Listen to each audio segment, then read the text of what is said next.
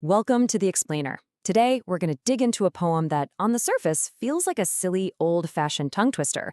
But what if I told you it's actually a trap, hiding a super sharp, very modern message right there in plain sight? So let's just start with that central question, right? What happens when a piece of art uses humor, maybe some old-timey language, to talk about something incredibly serious, and something that's happening right now? Okay, so before we get to the big reveal, you have to understand the setup.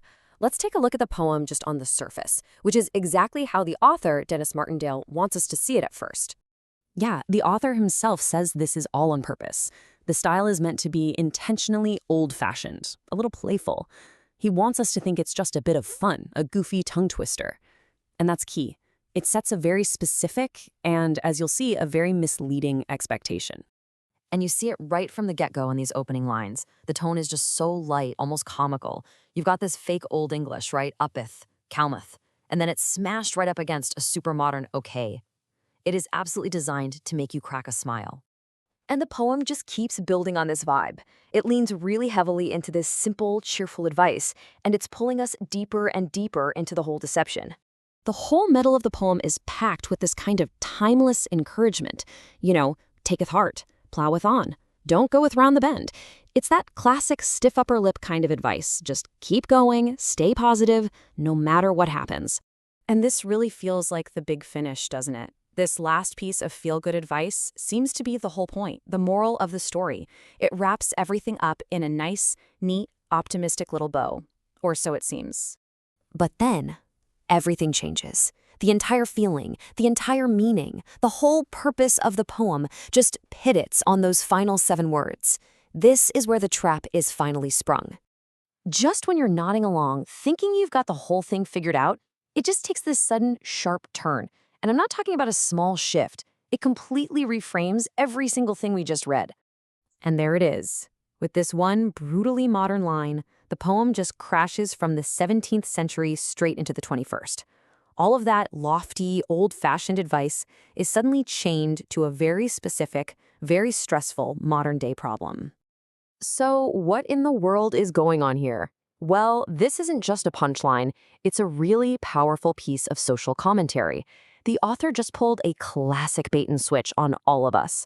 Let's break down what's really being said. You see, that twist reveals the poem's true subject, the grim reality of austerity. And if you look at the author's own notes, he makes it painfully clear. This isn't about some general idea of perseverance anymore. It's about surviving a very real cost of living crisis. And this is where the poem's genius really clicks. You see how it puts these old-fashioned, keep-your-chin-up platitudes right next to these brutal, modern anxieties? All of a sudden, Cheereth Thyself Uppeth isn't a silly phrase. It's what you tell yourself when you're staring at a shocking bill. And the author's notes? Wow, they don't hold back at all. They list these incredibly real, super relatable struggles that inspired the poem. We're talking terrifying tariff hikes, cutting back on food, fearing the bailiffs, and even the small, sad sacrifice of giving up pot noodles. Again. It just grounds the entire poem in this difficult, shared reality. And this quote from the author, it just strips away all the poetry, doesn't it? Forget all the these and thous. This is the raw frustration that fueled the whole thing. It's a cry of deep injustice. That feeling that the system is rigged, and it's ordinary people who are paying the price. So let's pull back for a second and think about the takeaway. Why does this whole structure work so well as commentary?